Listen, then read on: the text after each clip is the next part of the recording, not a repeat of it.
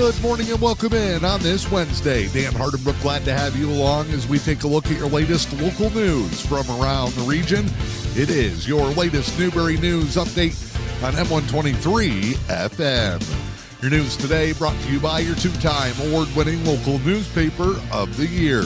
It's the Newberry News. Let's check out this week's front page headlines. Meet the EUPConnect crew of local scouts who went to Florida. Spring road restrictions are now enforced for Luce County. Pete the Snowman has his latest snow totals. The petition is seeking to protect the UP's dark skies. Learn about Tim Callahan's journey to the Vermilion Point Cranberries and a farewell to Dr. Dake. Those stories and more are available inside this week's edition of your award-winning Newberry News. It's available now.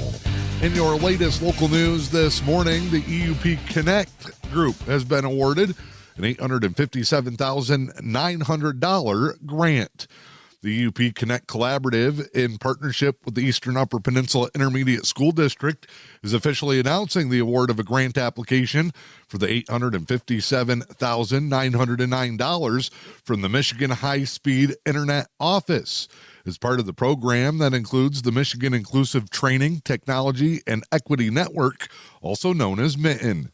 The EUPCC and the EUPISD are proud to be regional hubs for the MITTEN program, helping serve communities in Mackinac, Luce, and Chippewa counties.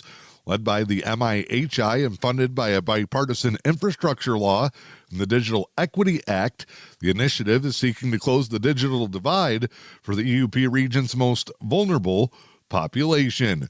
Focus for the program is on serving tribal elders, seniors, and veterans throughout the Eastern UP. The EUPCC Digital Equity Hub will serve as an operational center for coordinating the development of digital navigators while providing essential digital skills training to those targeted populations. Partnerships will include organizations such as Bay Mills Community College, the Elder Services of the Bay Mills Indian Community, as well as the Sioux Tribe of Chippewa Indians, the Chippewa Luce Mackinac Community Action Agency, local American Legion posts, and Superior District Library. You can get more information by checking out today's latest edition of the Newberry News. The Mackinac Bridge Authority has announced that contractors are set to resume their two-season construction project to repave portions of the bridge's north viaduct and approach truss spans starting March 24th. Roadwork and construction on the bridge will soon restart for the new season. Mackinac Bridge Authority says that to ensure work is completed prior to the seasonal rise in traffic volumes on the bridge, the scope of the work has been reduced with the goal of reopening all lanes by the Memorial Day travel weekend. From March 24th through April 26th, crews working on the bridge will replace a modular joint over Pier 34 on the bridge at the start of the north viaduct span, as well as repaving southbound lanes of the north viaduct. During this time, the southbound side of the bridge will be closed, with one lane open in each direction on the northbound side. From April 28th through May 22nd, crews will then close the northbound side of the bridge, while the other half of the modular joint is then replaced. Deck repairs and repaving in remaining sections of the southbound side will be scheduled at a later date as part of a separate project. Last year, the northbound side of the bridge was completely repaired and repaved. Scheduled for completion prior to Memorial Day last year, work and lane closures extended into mid-June due to the weather. Weekend traffic peaks are between 10 a.m. and 4 p.m. and often result in backups even with all toll lanes open, so drivers should consider off-peak times or prepare for delays. Wide load restrictions will also be in place in both directions for any vehicles wider than 10 feet during the construction project. Wider loads will be able to cross once per day at 7 p.m. Monday through Thursday, with traffic stopped for brief periods to accommodate those crossings. Get more information by checking out the Mackinac Bridge Authority website. Engadine Consolidated Schools is continuing to seek bus drivers for local routes. There's a likely need ahead next year for a driver. They're currently also looking for substitute drivers at the district. Engadine Consolidated Schools will pay for candidates who wish to be trained as long as they commit to driving for Engadine, not working for another district. You can get information on bus driver training courses by going to the Engadine Consolidated Schools Facebook page. The AMA, COP, and EUP Bus Driver Training Consortium will host a beginning bus driver training course May 9th and 10th, the Gaylord Community Schools. Cost for that program is $45 per driver. Lunch is included both days, and following your course on Friday, drivers must be able to attend both days of the training. Because of class size limitations and lunch costs, districts will be billed for candidates who do not show up.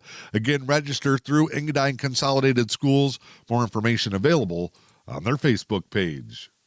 Lewis County Communities That Care is reminding the community they're bringing back the Kids Tackle Party for the 69th year. The event will take place Saturday, April 19th.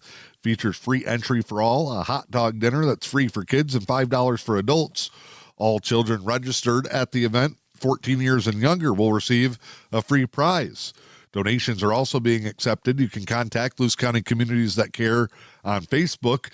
We'll have activities and games, adult raffles, t-shirt sales, a photo booth, and special displays. For more information, search the 69th Annual Tackle Party on Facebook, or again, Lewis County Communities That Care. I'm Dan Hardenbrook. That is your latest local news this morning. It's your Newberry News Update on M123 FM. Your news each and every Wednesday, brought to you by your two-time award-winning local newspaper of the year. It's the Newberry News. It's Wednesday. Pick up your copy of the latest edition of your award-winning Newberry News. It's available now. Time now to check in with sports this morning. Boys basketball quarterfinal action last night saw a trio of UP teams punch their ticket to the Breslin Center in East Lansing for the MHSAA Boys Basketball Final Four.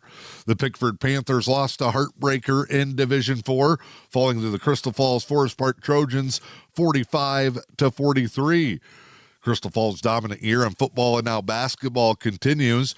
The Trojans will play 5:30 Thursday night in the semifinals against perennial state title contender Wyoming Tri-Unity Christian. That, again, is a 5:30 tip-off with all games available on the NFHS network. Well, Pickford was disappointed with the way their season ended. Two other UP teams will be heading south for the Final Four. In Division II, Kingsford knocked off Freeland in a great game, 48-46, sends the Flivers to the Division II semifinals, where they'll take on Romulus. That game will be on Friday night with a 5:30 tip-off. In Division III, it was the Westwood Patriots continuing their Cinderella run. Westwood knocks off McBain 48-40 in a quarterfinal at Boyne City. For Westwood, they will head to take on the Pontiac Arts and Technology Academy. That's a noon game taking place tomorrow. For full boys basketball semifinal schedules, check out MHSAA.com. Regional championship games for girls basketball tonight. All eyes on Division IV, where a group of UP teams trying to continue their season. St. Ignace Lady Saints, who eliminated Newberry earlier this week, will travel to Inland Lakes to take on the Bulldogs in a Regional 26 Division IV championship game. That's a 7 o'clock tip-off tonight. Winner of that one goes to the girls' quarterfinals to meet the winner of Ewan Trout Creek in Norway, who upset Munising in the regional semifinals. There'll also be a championship game in Newberry tonight.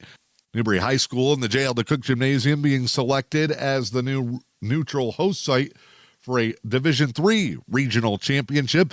Calumet will take on Manton 7 o'clock tonight. Your latest local weather forecast for the day today. Here is what you can expect.